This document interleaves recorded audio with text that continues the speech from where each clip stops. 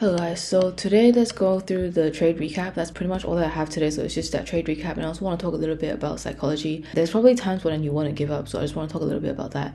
So if you guys are watching my videos, you guys are probably pretty deep into the trading thing, right? My channel literally only has like 200 subscribers at the moment, so if you're watching this at the time that it has 200 subscribers, you probably have so much trading things on your algorithm that pops up on your TikTok or on your YouTube to the point where you even find channels that are so low subscriber count like this.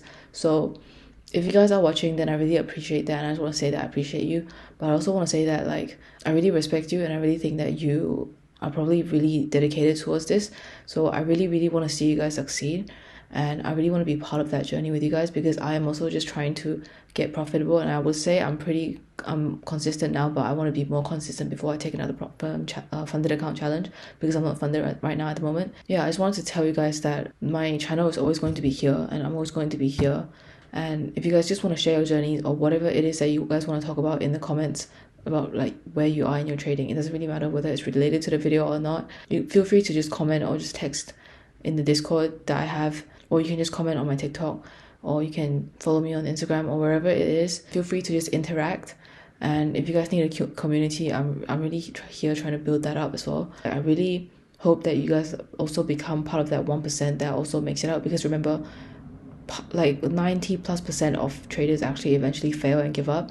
So the chances of all of us making it out is actually unlikely, but it's the demographic, right? Like the chances of you watching this video is also very unlikely. So I really hope that like a large chunk of my followers will actually end up being profitable, and that percentage will not just be 90%. Let's go through the daily bias. So the first thing is, I wasn't really looking at the daily today, to be honest. I was looking more at the 4 hour, because on the daily we have just kind of been around that same range. What I see right here is just this this fair value gap right here that we have already disrespected. So that's why disrespecting this fair value gap made me think that we're probably going to go up to test this 4 hour equilibrium, but like nothing is confirmed. So in the 4 hour as well, I was just looking at the 4 hour. We have this fair value gap right here. So from this range, we have this fair value gap that got respected, and then after respecting that fair value gap, we created another 4 hour fair value gap right here that we also respected before London session. So around this time is when I took that trade, around 1 a.m. London time. So I mean New York time. So it was this fair value gap that got respected. So that's why I had a bearish bias going to the session, even though overall I was expecting it to go up. So overall I was bullish on Euro USD, but just going into this session I saw bearish signs. On the 1 hour as well, you can see we have this fair value gap right here that we already tapped into once right here. This fair value gap right here, we already tapped into once with this immediate candle, which is why we got that sell-off right here. We took liquidity from here, and then we went down and retraced even more further into this fair value gap right here. So with this move, we eventually reached into the equilibrium of this range before going down. So this move basically just rebalanced this range before going down. In my opinion, if this move was to go all the way down, it would have just tapped into this and then just go straight down. But because it didn't go straight down, we created this weak low right here. Okay, this weak low. And this weak low was also our Asian session low right there. And this is our Asian session high. So if we go down to the 30-minute right there, you can see we have this Asian session high. We also have this high right here, and we also have this 30-minute fair value gap right there. So going into that 2 a.m. London kill zone, we tapped into that 30-minute fair value gap. If we go down to the 5-minute, you'll see we basically just tapped it. 30-minute right here. This is a 30-minute. We basically just tapped it before going down and creating this SMT right here. And then we had that 1 minute break, 1 minute market structure shift right there. We have this 5-minute fair value gap right here. Went into that 5-minute fair value gap, and that's where I entered for a 1 2 3 risk to reward and targeting that Asian session low. If we go down to the 3-minute or the 1 minute, you can see we have this 3-minute as well. We have this market structure shift right here, or break of structure, and then 1 minute as well. We've got that right there.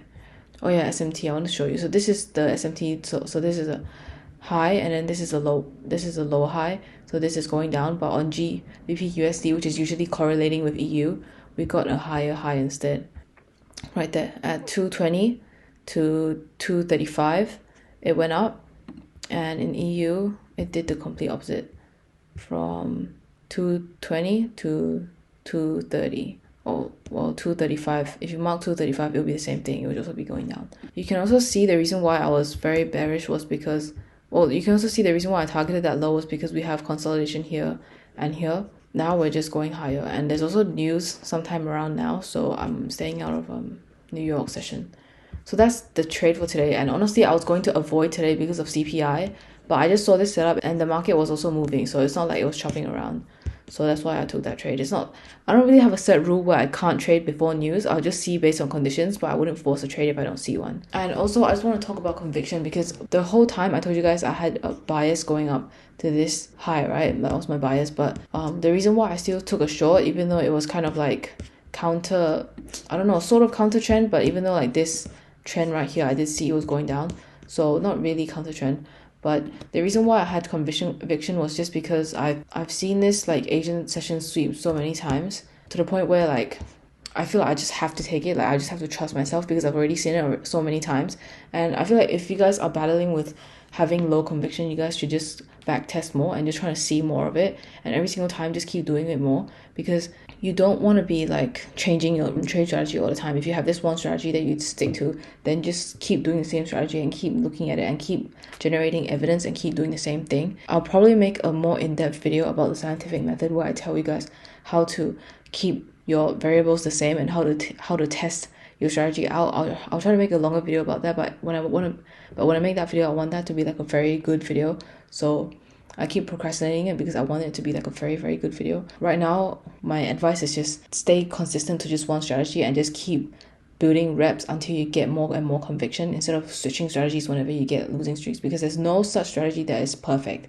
So if you find a strategy, you seem to be profitable with it, but then you end up on like a 5 losing streak, it doesn't really mean that your strategy is broken. Sometimes the market conditions might just not align with your strategy. It doesn't mean that the market conditions is bad. It just means it doesn't align with your strategy. In those times, you should just be patient and just keep trying to look for setups, but don't force it. Make sure that you keep trying to find your setup and keep trying to back test and forward test to see your setups happening in real time, and just keep looking at your setups form, looking at it play out. And over time, I feel like your conviction will just get better because you have seen it happen so many times. So I hope you guys get some sort of value from this video, and I really like it when I watch YouTube videos and they talk about psychology and stuff, and I really like it when they give some sort of like motivation. So I hope that start of that video motivation has helped you guys a little bit, and if you guys do appreciate that, then let me know in the comments, and I really, really hope that we all turn out to be profitable traders. Yeah, thank you guys for watching this one, and we'll see you guys in the next one.